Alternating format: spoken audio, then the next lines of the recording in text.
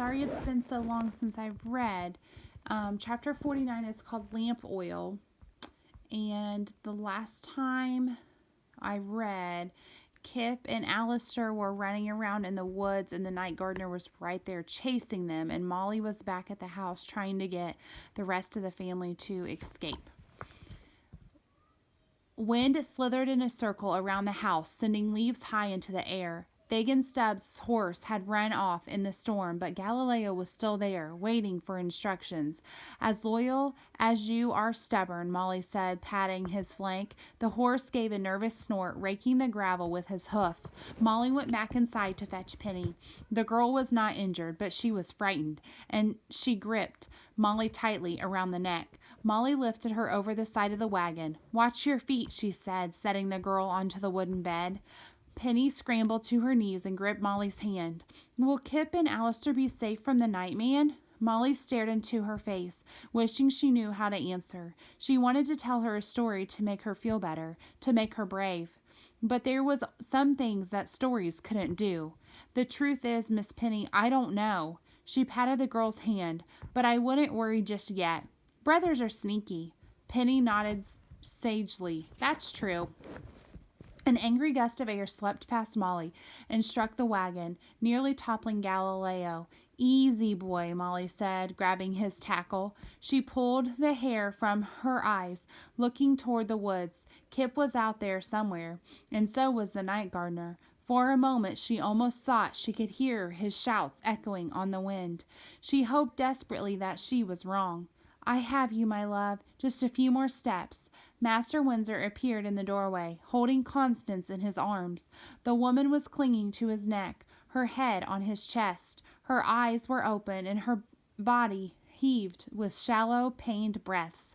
"I have you," Bertrand whispered. "I have you." Molly pushed aside the canisters of oil to make room in the bed of the wagon. "Sorry, ma'am, it's hardly a coach and four." Master Windsor laid his wife down as one might lay a paper boat on the water. Molly shut the gate. "We'll get 'em both to safety, sir, and then wait by the road for Kip and Alistair." She indicated for him to climb aboard. Bertrand nodded, but he did not move. His eyes were fixed on the woods, a black mass crested by moonlight. "That thing is after them," he said. "They'll be fine," she said, as much to herself as to Bertrand. Kip's outrun the gardener before. He knows a special place where the monster cannot follow." But they might not reach the safe place," Bertrand snapped. "Your brother's lame. Alistair is just a boy." He ran a shaking hand through his hair, no doubt imagining his only son alone in the darkness. Or was he imagining his parents on a night like this all those years before? A hollow roar shook the valley. "It's no use thinking about it, sir. Kip and Alistair bought us some time, and we best take it. They're on their own now." Bertrand fixed his eyes on her. "But what if we could help them? You said the only way to stop the night gardener is to kill the tree." Molly shook her head. "I don't know for sure." Bertrand reached over the side and seized one of the oil canisters from the bed. "So let's kill the tree and find out." Chapter 50 is called Moonlight. "Up that way," Kip called, pointing toward a patch of light in the distance. He and Alistair raced through the moonlit woods, black branches all around them. They were running toward the ancient garden at the edge of the island, the place the night gardener could not reach. "If we can just make it to the patch of light, we'll be safe." "We'll make it." Alistair adjusted his grip around Kip's side, putting more of Kip's weight onto his own body. Kip glanced up at the boy, whose face was set with determination. The gardener's howl rang out behind them, and wind struck Kip's back, knocking him to the ground. Kip cried out as pain wrenched through his side. Branches rattled as the night gardener appeared to burst from the shadows behind them. He was not walking slowly as he usually did. He was running, his face lit white by the moon. "Come on!" Alistair grabbed Kip, pulling him up from the ground. They staggered over rocks and roots. So long as they could still see the glowing light, they had a hope of survival. Kip thought of his sister back in the house. She and the others could be on the wagon by now, almost safe. Kip doubled his speed, his eyes fixed on the shining garden, now less than 100 feet away. The wind stopped around them, and Kip could tell their purser had slowed his pace. He glanced back to see the gardener standing with both hands outstretched. The man uttered a low, inhuman moan as he worked the air like a weaver at his loom. "Why'd he stop?" Alistair said, gasping for breath. The night gardener's call grew louder. A chill slid up Kip's spine as if he felt the wind change, coming alive. Cold mist lifted from the ground, shivering the treetops as it rose higher and higher into the air. Kip peered up through the moonlit branches. "The sky," he said. "It's changin'." The mist swirled and condensed above the treetops, forming an impenetrable fog that blocked out the stars and covered the moon. Kip looked back at the night gardener. In the fading light he caught a final image of the man's face contorted in a tight smile. And then the woods went dark. "We gotta keep moving now!" Kip grabbed Alistair's arm, but when he turned toward the garden he saw nothing but a wall of darkness. "Which way?" Alistair said, panicked. Kip scanned the shadows, looking for light to guide them, looking for safety. The moon had been blotted out, and with it their only hope. Chapter 1 is The Hero and the Damsel. Molly was weary of Master Windsor's idea. Many people had tried to cut the tree down, and none had succeeded before the night gardener could stop them. But she and Master Windsor had something faster than an axe or a saw. Thanks to Kip, they had enough oil to set the world ablaze. Master Windsor set to preparing the tree, while Molly led the wagon to safety. She had asked Penny to sit up on the bench with her so that the girl could see how driving worked. When she reached the road at the far end of the bridge, she stopped. "It's your turn now, Miss Penny." She handed the reins to the girl, who clutched the leather straps with white-knuckled intensity. "Now, if something happens, if the fire gets too big or the nightman shows up, I want you to snap these reins as hard as you can." She made a motion, just like that. Penny nodded. "You keep snapping till your arms feel like they're going to fall off, and not a moment before. Can I trust you to do that?"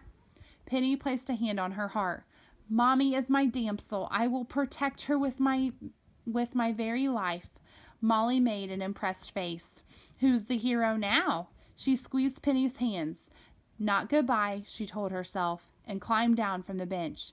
"Thank you," said a thin voice in her ear, "for what you've done." It was Mistress Windsor, who was sitting up, a blanket wrapped tight around her frail shoulders. Molly shook her head. "Don't thank me, ma'am. It's Kip and Alistair who've done the brave thing." "Not that." Constance smiled gently. "For what you've done to him." She stared out across the bridge toward the house. In the distance Molly could see Bertrand in front of the tree, emptying a large canister of oil over the black roots. His coat was off and his sleeves were rolled up. "For the first time in a long time, I feel as though I have my husband back." In the dim light Molly could almost picture a different Bertrand Windsor, strong, determined, the man Constance had fallen in love with all those years before. A howl shuddered through the forest, and heavy clouds slid over the moon, leaving them in darkness. "Let's make sure he sticks around." Molly took a box of matches from the wagon and ran back to the house. When she reached the tree, Bertrand was shaking the final drops from a canister. He threw the empty canister onto the lawn. "That's the last one," he said, wiping his hands. "Then it's time." She handed him the box of matches and a stone from the drive. Bertrand opened the box and removed a single match. "My hands are shaking," he said. Molly stared up at the tree, its black branches spreading out like a poison across the moonless sky. "They should be." Bertrand took a deep breath. He drew his match against the stone. It burst to life. He held a tiny flame over the roots. He let the match fall. Chapter 52 is Courage. Kip and Alistair clung to each other, staggering through the complete darkness. The two of them were lost beyond all hope. Kip couldn't even tell where the house was anymore. The gardener's windy voice hissed in his ear. Now that the moon had vanished, they had no way to find safe ground. Every direction they ran, it seemed like the night gardener was waiting for them. Branches rattled around them, clawing at their clothes and face. "I don't know where to go." Kip said, panting. They heard a hiss of wind and leapt backward, changing direction once more. Why won't he show himself? Alistair said, his voice choked with fear. He's having fun with us, Kip said. He craned his neck, searching for some clue of where he could run next. His heart pounded in his ears. That way, he said, spotting some light toward the tree. He and Alistair ran as fast as they could over rocks and bramble. They broke through into a clearing. Wait! Alistair cried, pulling Kip back. Kip looked down, realizing only now, that he had very nearly run off the edge of a cliff. He stared at the river rushing beneath him, black and cold. Kip heard a twig snap. He turned around to see the night gardener standing behind them, a grim smile on his face. He had led them to the edge of the water. We're cornered, he said. It's him or the river. The gardener took another step closer. He was standing right over them now, a look of amusement in his bottomless eyes. Kip adjusted his footing, feeling the soil crumble away beneath his boots. The gardener had scarcely moved when a thundering roar shook the night. He snarled, staggering backward. He swatted at his clothes, collapsing to the ground. Kip could see tiny flames licking at the bottom of his feet. The flames climbed up his cloak, slowly spreading. Wind howled around the gardener, but the flames would not go out. What's happening to him? Alistair said. Why is he burning? Kip looked past the night gardener toward the house. In the distance he could see a faint orange glow rising up to the sky. It ain't him that's burning, he said. It's the tree. They're trying to kill it. The night gardener spun around, howling in the direction of the house. Alistair grabbed Kip's arm. If he gets there before they're done, he'll burn them all. We have to stop him.